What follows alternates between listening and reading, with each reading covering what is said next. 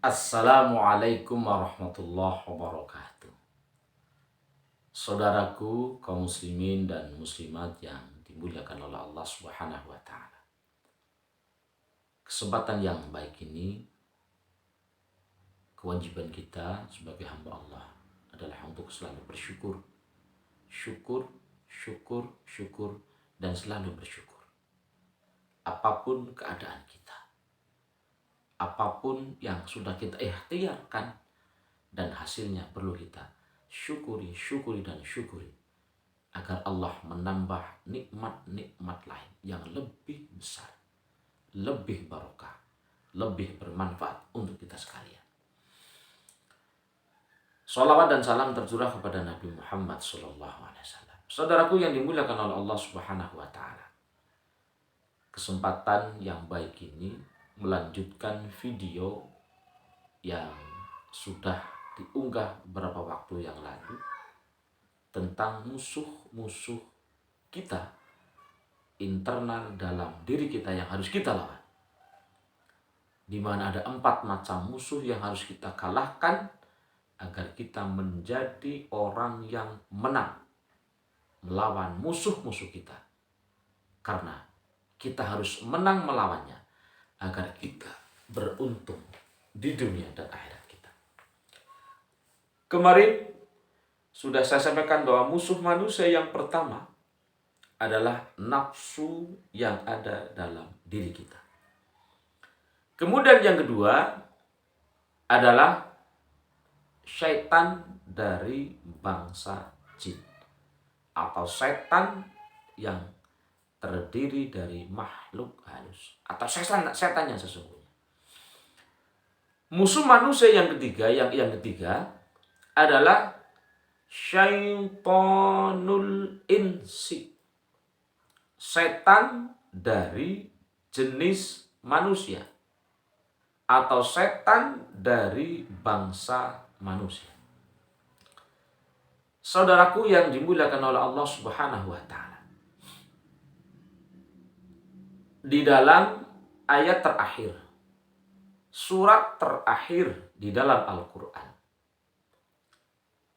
minal jinnati wan nas, dari bangsa jin dan bangsa manusia. Itulah musuh. Ada setan yang sesungguhnya dan ada setan yang dari jenis manusia. Pertanyaannya, lebih bahaya mana antara setan yang sesungguhnya dengan setan yang dari bangsa manusia? Ternyata, saudaraku yang dimuliakan oleh Allah Subhanahu wa taala, antara setan musuh kita yang sesungguhnya dengan setan yang dari bangsa manusia, ternyata lebih berbahaya setan yang dari bangsa manusia. Maka di dalam kitab ada instruksi fahdhar minhu, waspadalah engkau menghadapi setan dari bangsa manusia. Ada satu syair yang sangat terkenal di kalangan umat Islam, yang salah satu dari syair ini, lagu syair ini pernah dilantunkan oleh Opik yang cukup terkenal di bangsa Indonesia, oleh masyarakat Indonesia. Apa yang dimaksud? Salah satu obat hati agar hati itu senantiasa bersih, hati itu kemudian senantiasa baik, adalah wong kang soleh kumpulono. Ketika kita bertemu dengan manusia yang mempunyai akhlak yang tidak baik, ketemu karo wong sing ora bener, ketemu karo wong sing ahli maksiat, maka bisa dipastikan orang yang baik ketemu dengan orang yang tidak baik, awalnya memang mempunyai tujuan yang baik, tetapi kemudian ketika kualitas imannya itu belum cukup, ketika keilmuannya itu belum memadai, maka jangan salahkan orang yang baik sekalipun ketika ketemu dengan orang-orang yang tidak baik. Bisa jadi akan terkontaminasi. Bisa jadi akan tertular. Na'udzubillah, summa na'udzubillah min dzalik. Maka mari kita bersama-sama bisa memilah dan memilih mana teman yang bisa mengarahkan kita menuju kebaikan, menuju rahmat Allah, menuju ridho Allah. Mana teman, mana saudara yang bisa menjadikan kita itu jelek. Jelek di mana? Di mata manusia. Setidaknya orang baik yang berkumpul dengan orang yang tidak baik itu akan selalu disuudoni, akan selalu tertuduh. Lah, paling-paling tiru. Lah, paling-paling wis tau nyicipi. Ora mungkin kon durung tahu. Dan hal-hal lain yang menjadi larangan agama, tetapi karena salah pergaulan, salah memilih teman, maka bisa jadi orang yang baik berkumpul dengan orang yang tidak baik akan dikatakan sebagai orang yang tidak baik. Saudaraku yang dimuliakan oleh Allah Subhanahu wa taala. Kenapa kemudian musuh manusia, musuh diri manusia, musuh kita masing-masing yang ketiga adalah dari syaitan bangsa manusia? Sebab sekali lagi ada kalanya sebagai makhluk sosial kita berinteraksi dengan siapapun, ketemu dengan siapapun, merupakan hal yang boleh-boleh saja. Tapi jangan sampai salah mengambil, memilih teman. Sebab teman akan mewarnai kita. Kalau setan yang ada dalam diri kita sifatnya hanya menginstruksi, membisiki telinga-telinga kita.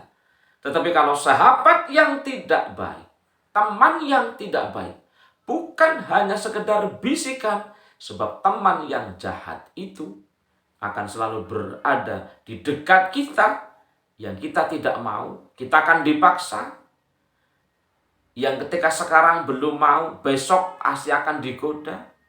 Ketika kita tidak mau, ketika seseorang tidak mau, dikatakan tidak CS, tidak sehati, tidak segrup, tidak seide. Maka pandai-pandailah kita dalam memilih teman yang bisa menjadikan kita baik, baik di mata manusia, baik di mata Allah, baik di dunia maupun baik untuk akhirat kita. Sebab sekali lagi, saudaraku sekalian yang dimuliakan oleh Allah Subhanahu wa taala, bukan hal yang mudah untuk menjadi orang yang baik. Sebab bisa jadi ketika kita sudah berusaha baik saja, maka akan ada orang-orang yang tidak suka dengan kita. Apalagi ketika kita tidak baik. Ketika kita tidak berusaha menjadi orang yang baik. Memilih orang yang baik. Berteman, bergaul dengan orang yang baik. Mudah-mudahan Allah Subhanahu wa taala senantiasa menuntun hati kita, mengarahkan hati dan pikiran kita dalam bergaul dimanapun tempatnya, hidup di negara manapun, di pulau manapun, di provinsi manapun, dimanapun berada, tetap dipertemukan dengan orang-orang yang baik. Sebab ternyata bahwa ketemu dengan orang yang baik merupakan bagian nikmat dari Allah Subhanahu wa taala. Mudah-mudahan kultum singkat kesempatan pagi hari ini untuk mengenali musuh-musuh kita. Mulai dari hawa nafsu kita sendiri. Kemudian setan yang ada di dalam diri kita. Yang ketiga adalah teman atau setan dari bangsa manusia. Setan yang terdiri dari bangsa manusia. Kita bisa mengenali satu demi satu musuh-musuh kita. Maka mudah-mudahan kita akan menjadi orang yang beruntung. Demikian, mudah-mudahan ada manfaatnya. Wal afu minkum. Billahi taufiq hidayah. Assalamualaikum warahmatullahi